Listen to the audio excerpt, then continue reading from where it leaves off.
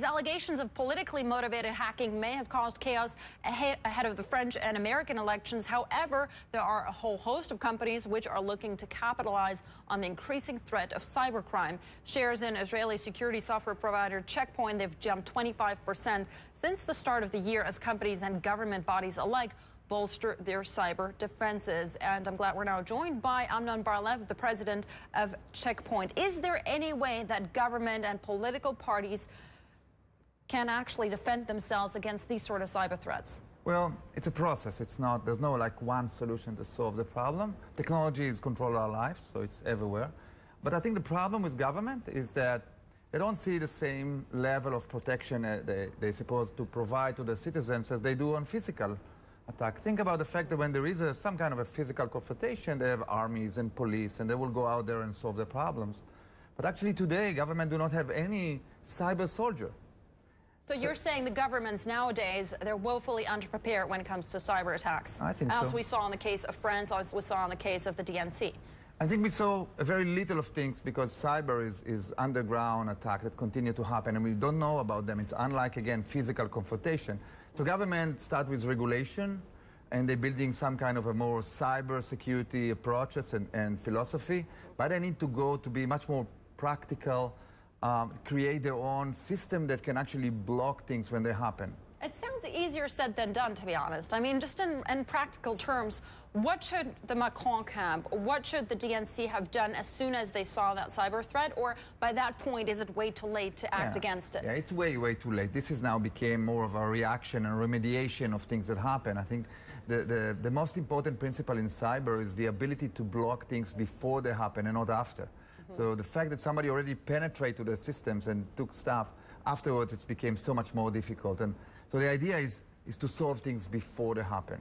Is that feasible? Is that realistic? Can you go against very sophisticated hackers that seem to be emanating from Russia, that seem to be emanating in some certain cases from North Korea?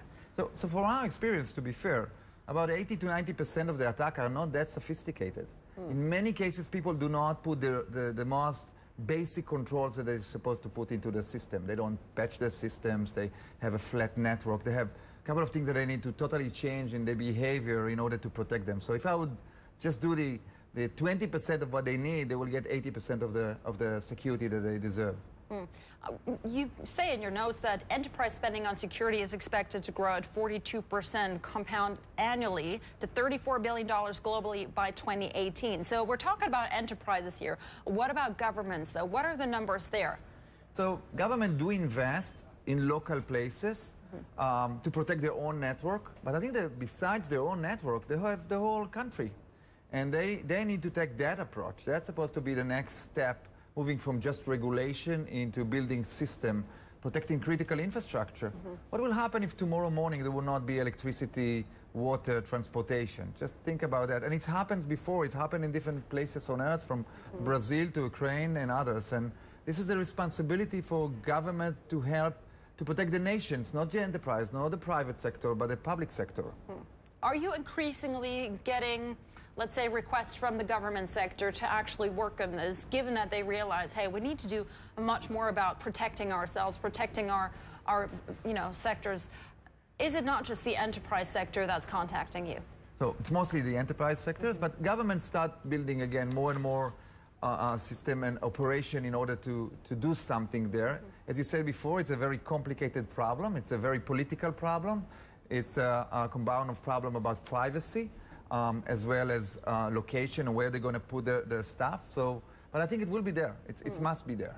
All right. Amnon, always a pleasure speaking with you. Thank you so much for that. Amnon Bar-Lev, the president of Check Point.